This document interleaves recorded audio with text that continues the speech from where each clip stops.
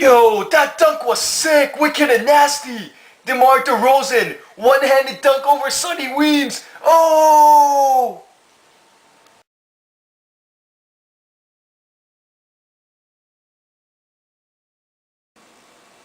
Alright, time to vote for DeRozan. That was a sick dunk. Hey, what's going on? White screen. No, why can't I vote? No, why the server's down? No, DeRozan! I want to vote for you, but I can't. No! Yo guy Raptors fans, how's it going? This is MoVernie and my brother MoKenny. Just want to say and want to talk about the slam dunk contest yesterday. So MoKenny, how do you find the entertainment value of yesterday's slam dunk contest compared to the previous years? What do you think? Was it good or bad, or what do you like? I think it was really weak overall. I think we have high expectations given what Nate Robinson and Dwight Howard has done for the past, and the bar has been set so high. And the fact that there weren't any props this year and the lack of creativity made for a really disappointing dunk. And like Nate Robinson just beat DeRozan by a slight 2% gain, which is 51% to me. I think it's very weak winning. What are some of the factors you think that DeRozan actually lost the slam dunk competition? Because I mean, for myself, I found that his dunk was very creative and he did it with consistency, and he basically did it in 1 or 2 tries and he got it in.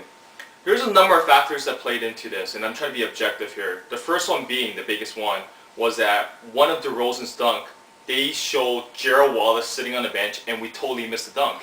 All we could see was the instant replay. And of course, when you see a dunk in instant replay versus live, it doesn't have the same wow factor, that same effect. The other thing is that Nate Robinson could have easily got 2% of votes just because people like him and know who he is, easily. So I thought DeRozan was, obviously lost out on some of the votes that way. And third, the biggest thing was that if you went on NBA.com and you tried to vote, the servers were overloaded. It crashed. I couldn't even get any votes in. And easily, if we had like the Canadian representation, we could have got easily 1 or 1.5% of votes towards DeRozan. And they would have been a tie, but we couldn't get any votes in at all. Yeah, I agree with you, because yesterday I was trying to get on the website and it just error messages, and then by the time I tried again, I heard from the televisions that the vote has already been in.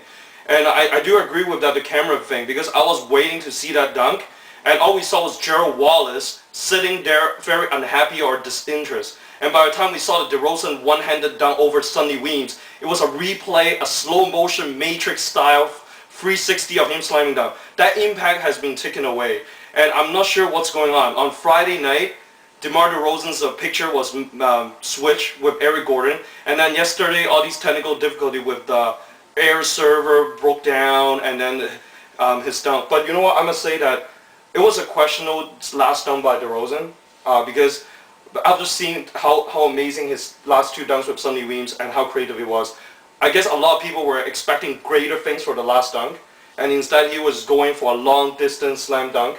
So there was not like 360 style, which I think it throws a little people off though in that one.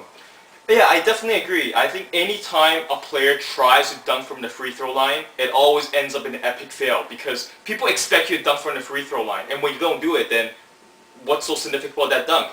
Jamari Moon tried that the previous year and it failed miserably for him, so don't go and try that. Yeah, and I remember another year Josh Smith trying to put a tape on the free throw line, but the problem is, unless you're really an NBA knowledgeable person or you're the commentator explaining to people how difficult that long distance dunk is, the normal NBA viewers who's going to be the one who make the difference on the votes would not know that, oh, it's from a free throw line, it's difficult. They just say, oh, there's not much spectacular, oh, that dunk, there's no style, they're not going to fall for it. So I just want to make a suggestion that for any NBA guys, just be, the last dunk, just do something away from that epic fail free throw line.